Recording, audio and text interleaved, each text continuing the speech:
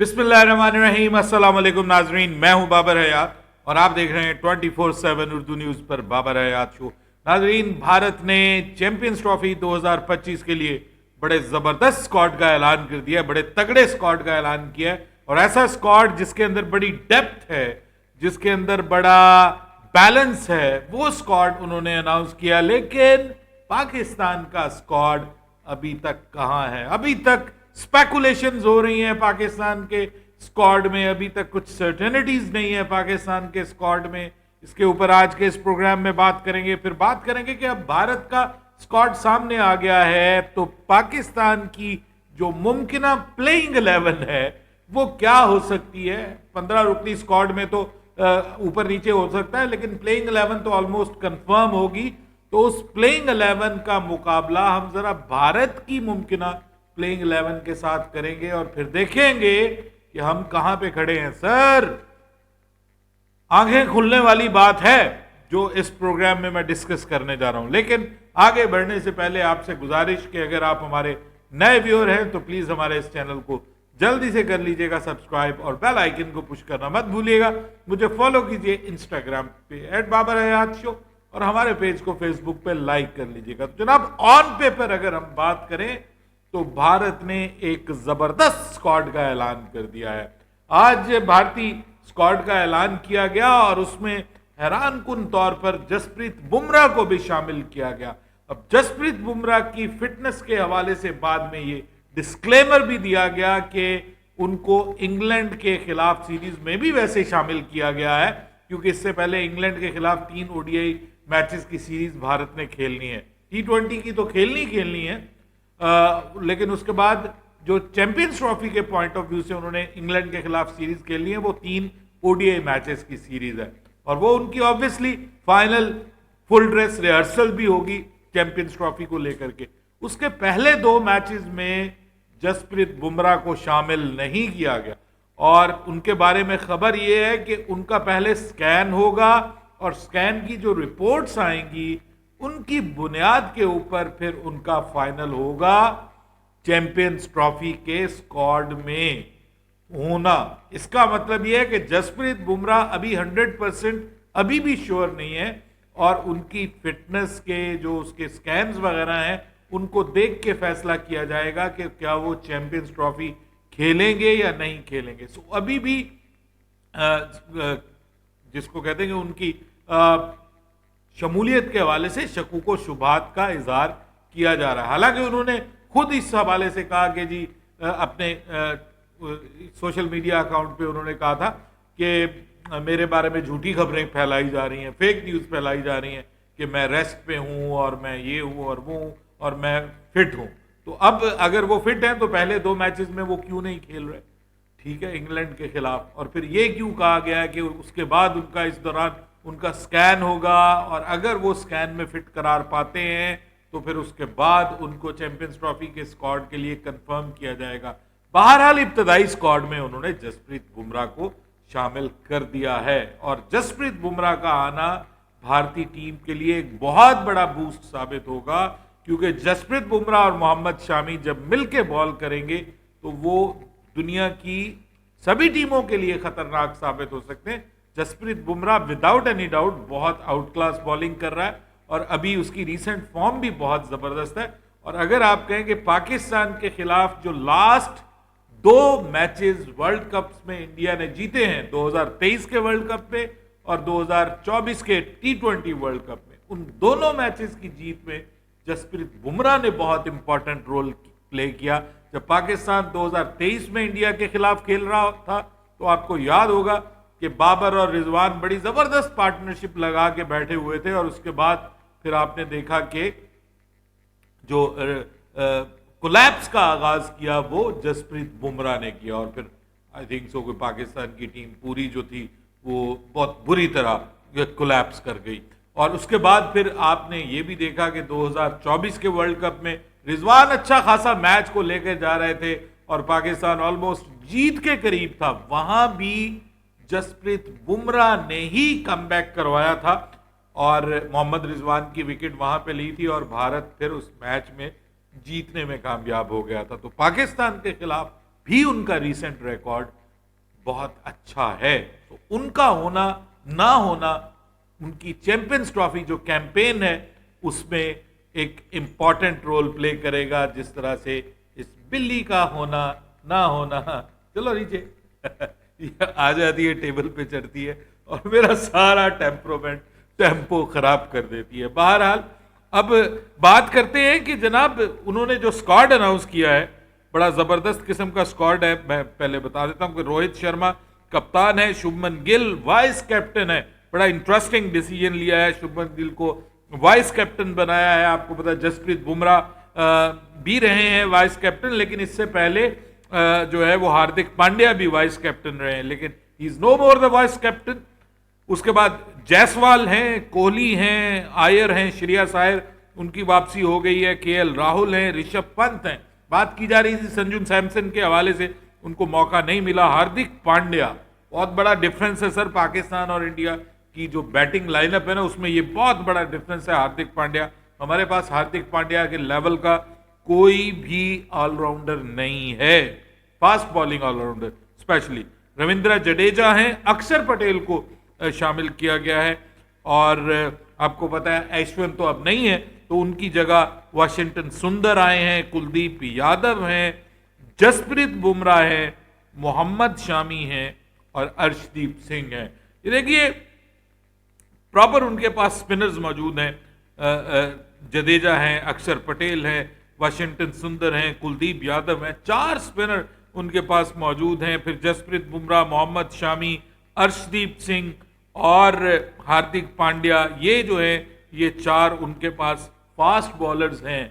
अब मसला ये है कि पाकिस्तान का स्क्वाड अभी तक अनाउंस नहीं हुआ। हम अनसर्टेनिटी का शिकार है अभी तक।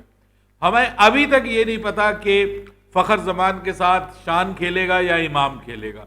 हालांकि जो 20 रुकनी स्क्वाड गया है उसमें शान मसूद का नाम नहीं है, उसमें इमामुल हक का नाम है। लेकिन इमामुल हक को अगर आपने चैंपियंस ट्रॉफी में खिलाना था तो भाई फिर उसको आपको टेस्ट सीरीज में भी खिलाना चाहिए था। आपने उसको जो शाहीन्स की तरफ से कप्तान बनाया, उसको मैच खिलवाया, लेकिन जब रियल प्रैक्टिस अंडर प्रेशर होने के इम्कानात थे तो आपने उसको नहीं खिलाया। अब यहाँ पे सवाल ये पैदा होता है कि जो इमाम है वो खेल नहीं रहा और वो अचानक फिर आप उसको ट्राई नेशन सीरीज में लेके आएंगे या दूसरे टेस्ट मैच में उसको मौका देंगे, तो फिर ये ज्यादती हो जाएगी मोहम्मद हुरैरा के साथ कि आपने उसको फुल चांस नहीं दिया। तो ये देखें ना, ये अनसर्टेनिटीज हैं अभी तक चल रही हैं। क्या अब्दुल्ला शफीक जो है वो पाकिस्तान की तरफ से तीसरे ओपनर के तौर पे टीम का हिस्सा होंगे या नहीं होंगे, ये भी एक बड़ा सवाल है। तो हमें अभी तक सवालात के जवाब नहीं मिल रहे। फिर खुशदिल शाह के हवाले से खबरें आ रही हैं कि उनको भी स्क्वाड का हिस्सा बनाया जा रहा है, वो बड़ी एक्सीलेंट फॉर्म में है। अभी एक आध दिन पहले उन्होंने फिर 59 रन्स की एक बड़ी जबरदस्त इनिंग्स खेली, तो वो तो इनिंग्स के बाद इनिंग्स खेल रहे हैं। हालांकि कुछ लोग ये कह रहे हैं कि जनाब बांग्लादेश प्रीमियर लीग में बॉलिंग का वो स्टैंडर्ड नहीं है कि जिसके ऊपर आप बात करें। बहरहाल जो भी है, लेकिन आपको पता है कि इंटरनेशनल लीग है और एक बंदा अगर फॉर्म में आया तो उसके बारे में भी कंसीडर किया जा सकता है। लेकिन सबसे बड़ा प्रॉब्लम यह है कि हमारी टीम के अंदर फास्ट बॉलिंग ऑलराउंडर नहीं है। स्क्वाड में शामिल किया गया है, 20 रुकनी स्क्वाड में आमिर जमाल का नाम है, तो मेरे ख्याल में फिर आपको आमिर जमाल को किसी ना किसी तरह एडजस्ट करना होगा अगर आप 2 स्पिनर के साथ जाना चाहते हैं। देखिए अब मैं जरा प्लेइंग 11 का अगर हम बात करें तो पहले हम बात कर लेते हैं इंडिया की प्लेइंग 11। बड़ी क्लियर सी सामने नजर आ रही है इंडिया की प्लेइंग 11 की अगर हम बात करें। लेकिन यह है कि जसप्रीत बुमराह भी उसमें एक इंपॉर्टेंट रोल प्ले करेंगे। अब कंफर्म नहीं है अभी तक कि जसप्रीत बुमराह टीम इंडिया के स्क्वाड का फाइनल स्क्वाड का हिस्सा बनेंगे या नहीं होंगे। लेकिन अगर प्लेइंग 11 की बात करें तो रोहित शर्मा हैं और शुभमन गिल हैं, ये ओपनर्स हैं। तीसरे नंबर पे कोहली हैं, फिर श्रेयस आयर जो हैं चौथे नंबर पे होंगे, केएल राहुल 5वें नंबर पे पॉसिबली होंगे, ऋषभ पंत को आई थिंक सो कि इनके बैकअप के तौर पे रखा जाएगा। उसके बाद पांड्या 6ठे नंबर पे, यानी पांड्या इतना जबरदस्त ऑलराउंडर है कि 6ठे नंबर पे वो बल्लेबाजी करेगा और साथ में वो आपको पूरे एज अ बॉलर के तौर पे पूरी बॉलिंग की डेप्थ देता है। उसके बाद फिर अक्षर है, फिर कुलदीप है, फिर सुंदर है। अक्षर और कुलदीप के साथ जडेजा भी हो सकता है, सुंदर की जगह जडेजा हो सकता है, तब भी ये 3 स्पिनर हो गए। और उसके बाद फिर बुमराह और मोहम्मद शामी। अगर बुमराह नहीं होता तो आई थिंक सो कि फिर अर्शदीप सिंह होंगे सेकंड। तो 3 फास्ट बॉलर, 3 स्पिनर्स। अच्छा, अब ये अगर 4 फास्ट बॉलर्स को भी खिलाते हैं ना, कि अर्शदीप सिंह को भी खिला लेते हैं, बुमराह को खिला लेते हैं, और साथ में जो है वो शामी भी है, ठीक है, ये हो गए। और 4 फास्ट बॉलर्स हो जाएंगे और 2 स्पिनर्स के साथ ये जाते हैं। तब भी एटलीस्ट 2 स्पिनर्स के साथ तो खेल रहे हैं ना, 2 स्पिनर्स के साथ तो प्रॉपर स्पिनर्स जो है उनके साथ खेल रहे हैं। यानी अक्षर और कुलदीप को अगर मैं कंसीडर कर लेता हूं, और साथ में शामी, बुमराह और अर्शदीप जो है वो 3 प्रॉपर फास्ट बॉलर, एक ऑलराउंडर चौथे फास्ट बॉलर के तौर पे, चौथे सीमर के तौर पे, और 2 स्पिनर्स, तो तब भी बड़ी बैलेंस टीम है, बड़ी जबरदस्त प्लेइंग 11 बनती है। और अब अगर आप पाकिस्तान की बात करें तो जो पॉसिबिलिटी है, अगर हम बात करें प्रोबेबिलिटी की, पाकिस्तान की तरफ से ऑब्वियसली फखर तो कंफर्म है कि वो पाकिस्तान की ओपनिंग करेगा, साथ में इमाम हो या शान हो, जो भी हो, मतलब ये अभी डाउटफुल है। या फिर तीसरे नंबर पे अब्दुल्ला शफीक है, हु नोस कि फखर और अब्दुल्ला शफीक ओपनिंग करे। तीसरे नंबर पे बाबर, चौथे नंबर पे रिजवान, 5वें नंबर पे कामरान गुलाम है, 6ठे नंबर पे सलमान अली आगा है। अब 7वें नंबर पे आप इरफान को खिलाते हैं। नॉर्मली किसको खिला रहे हैं? इरफान को। या आप इरफान को बिठाएंगे तो तैयब ताहिर को, क्योंकि शादाब तो अब बीच में शामिल नहीं है। तो इरफान या तैयब ताहिर। उसके बाद फिर पाकिस्तान की बॉलिंग स्टार्ट हो जाती है, जिसमें आपने मिनिमम 3 फास्ट बॉलर्स के साथ तो जाएंगे आप।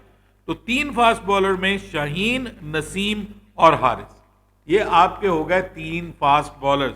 और उसके साथ आप एक अबरार के साथ जाते हैं। प्योर स्पिनर आपका सिर्फ अबरार इस प्लेइंग 11 का हिस्सा बनता है, जबकि 5वें बॉलर के तौर पे आपके पास आगा सलमान है, ठीक है, जिनको आप पूरे 10 ओवर देंगे। और बाकी आपके पास अभी, पहले आपके पास साइम अयूब की शक्ल में ऑप्शन थी। साइम अयूब ऑलमोस्ट कंफर्म हो गया है कि वो चैंपियंस ट्रॉफी में नहीं होंगे। तो ये एक बहुत बिग पाकिस्तान के लिए ब्लो है। अब जाके जब आप एक प्लेइंग 11 मैदान में उतारेंगे तो आपको पता चलेगा कि ये बड़ा झटका है पाकिस्तान के लिए। तो इमाम और शान जो हैं, ये तो इनमें दोनों में से कोई बॉलिंग नहीं करता, ठीक है, जो आपके लिए एक ऑलराउंडर के तौर पे काम कर सके। तो आपको 5 बॉलर्स के साथ ही जाना है। लेकिन अगर आप जो है वो एक काम कर ले कि आप इरफान और तैयब को साइड पे करें, इस मुकाम पे खिलाएं आप आमिर जमाल को, तो आमिर जमाल के ऊपर आपको जुआ खेलना पड़ेगा, भरोसा दिखाना पड़ेगा, उसकी जगह पांड्या की जगह। हालांकि फर्क बहुत है, कोई कंपैरिजन नहीं है। आमिर जमाल स्ट्रगल करता हुआ दिखाई देता है, बाजुगात आपको उसको बॉलिंग में एटलीस्ट छुपाना पड़ जाता है। तो पाकिस्तान क्या ये कर पाएगा? I am not sure. Aamir Jamal अगर आप यहां पे ले आते हैं तो फिर आपको एक मौका मिलता है कि आप एक फास्ट बॉलर को जो है वो बीच में से ड्रॉप करें। अब वो किसको आप ड्रॉप करेंगे? क्या आप नसीम शाह को ड्रॉप करेंगे या आप हारिस रऊफ को ड्रॉप करेंगे? क्योंकि शाहीन शाह अफरीदी को तो आप ड्रॉप कर नहीं सकते, क्योंकि वो एक फास्ट बॉलिंग ऑलराउंडर के तौर पे एटलीस्ट आपके पास है, लेकिन आप उसका कंपैरिजन जो है वो दूसरों के साथ नहीं कर सकते। वो ये टुल्ला है बेसिकली, प्रॉपर ऑलराउंडर तो है नहीं, बल्ले पे आ जाए बॉल तो आ जाए। लेकिन जो पांड्या है वो तो एक प्रॉपर जो है वो बल्लेबाज भी है, जबरदस्त गेम चेंजर है वो, और बॉलिंग में भी प्रॉपर रोल प्ले करता है। शाहीन उससे बॉलर बहुत अच्छा है, लेकिन जो बैटिंग की एबिलिटी है उसमें जो इम्पॉर्टेंट रोल है वो जसप्रीत बुमराह का, वो उनकी टीम को ज्यादा बैलेंस बनाता है। बहरहाल अगर आप वहां पे करते हैं तो फिर आपको एक फास्ट बॉलर को रेस्ट देना पड़ेगा। मुमकिन है आप नसीम को देना पसंद करें, और फिर आप 2 प्रॉपर फास्ट बॉलर, एक तीसरे नंबर पे आप जो है वो जाएंगे इसके साथ आमिर जमाल के साथ। फिर आपके पास दो ऑप्शंस बचती हैं, फिर आपके पास दो ऑप्शंस बचती हैं कि आप दो ऑप्शंस के तौर पे दो स्पिनर्स को प्रॉपर्स को खिला लें और एक आप साथ में जो है वो आपके पास सलमान अली आगा भी मौजूद हैं, तो तकरीबन 2.5-3 स्पिनर फिर आप कंसीडर कर सकते हैं।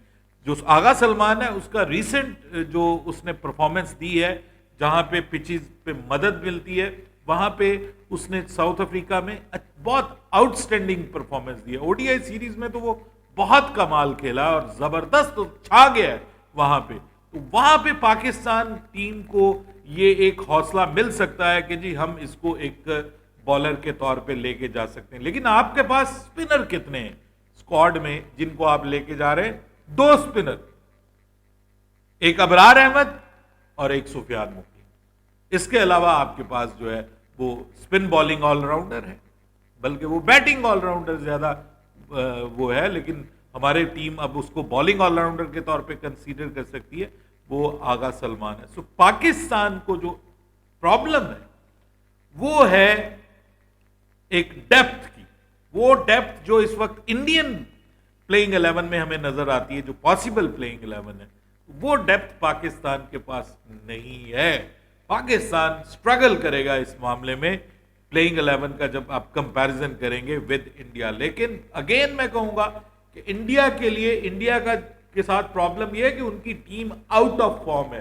पाकिस्तान टीम को एज हासिल है कि पाकिस्तान की टीम इन फॉर्म है, रीसेंट रिकॉर्ड बहुत अच्छा है। अब इंडिया के ऊपर नजर रहेगी इंग्लैंड के खिलाफ इंडिया की टीम कैसे खेलती है, और फिर अगर जसप्रीत बुमराह यहां से आउट हो जाते हैं तो फिर उनकी जगह मे बी सिराज जो है वो इन हो जाए, और फिर सिराज और शामी और अर्शदीप जो हैं ये उनकी चॉइस बन जाए। अगर 4 बॉलर्स के साथ उन्होंने जाना है और अगर 3 के साथ जाना है और 3 स्पिनर्स के साथ जाना है तो फिर अर्शदीप और मोहम्मद शामी उनकी फर्स्ट चॉइस होंगे, और उसके बाद बाकी जो है वो तीसरा तो उनके पास ऑटोमेटिकली ऐसा फिट हुआ है। हमारे पास एक फहीम अशरफ राना थे, वो रिसेंट उन्होंने बड़ा अच्छा एक दो इनिंग्स खेली है बांग्लादेश प्रीमियर लीग में, लेकिन वो हमारे प्लान का अब हिस्सा नहीं रहे। सो ये चीज़ है जो मेरे ख्याल में इंडिया को एक स्लाइड सा एज देती है। लेकिन प्रॉब्लम यह है कि रोहित आउट ऑफ फॉर्म है, कोहली आउट ऑफ फॉर्म है,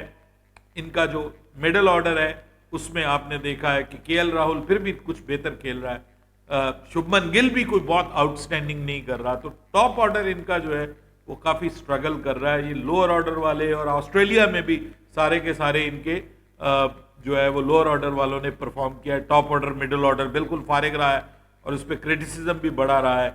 और फिर अभी जो श्रीलंका के खिलाफ इनकी सीरीज थी वो भी बहुत अच्छी नहीं थी। तो अब इंग्लैंड के खिलाफ जो ओडीआई सीरीज है उससे हमें दो चीजें पता चली, एक कि जो टॉप ऑर्डर है और जो बिग नेम्स हैं, बिग गन्स हैं टीम के, कोहली हो गया, रोहित शर्मा हो गया, श्रेयस अय्यर हो गया, काफी अरसे के बाद उसको देखेंगे हम श्रेयस अय्यर को, उसके बाद जो है वो आपका केएल राहुल हो गया, शुभमन गिल हो गया, ये जो टॉप ऑर्डर है इनका मिडिल ऑर्डर, ये किस फॉर्म में है और इंग्लैंड के खिलाफ कैसा खेलता है, फिर इनके स्पिनर कैसी बॉल करते हैं, फिर इनके अदर देन जसप्रीत बुमराह जो बॉलर्स हैं वो कैसी बॉलिंग करते हैं, ये उसके ऊपर हमें पता चलेगा। और फिर आखिरी जो तुरंत का पत्ता है ऑब्वियसली वो जसप्रीत बुमराह है, वो गेम चेंजर है, वो मैच विनर है उनका। अगर वो अनफॉर्चुनेटली टीम का हिस्सा नहीं बनता फॉर इंडिया तो इंडिया के लिए एक बहुत बड़ा झटका होगा। लेकिन दूसरों को झटके देने की बजाय हमें खुद ये सोचना है कि भाई अब तो ट्राई नेशन सीरीज में भी कम दिन रह गए हैं, आप उसके लिए टीम का ऐलान कर दें। अभी तक तो उसके लिए भी टीम का ऐलान नहीं हुआ और कोई खबर नहीं आ रही, कोई उसमें नहीं पता चल रहा कि भाई ये कब आप ऐलान करेंगे। गुजारिश ये है पाकिस्तान क्रिकेट बोर्ड से कि भाई आप भी 15 रुकनी एक टेंटेटिव टीम का ऐलान तो करें, ताकि हमें अंदाजा तो हो कि आप किस माइंडसेट के साथ चैंपियंस ट्रॉफी में उतरने जा रहे हैं। अपनी राय दीजिएगा कमेंट सेक्शन में। बाबर हयात को इजाजत दीजिएगा। अल्लाह हाफ़िज़।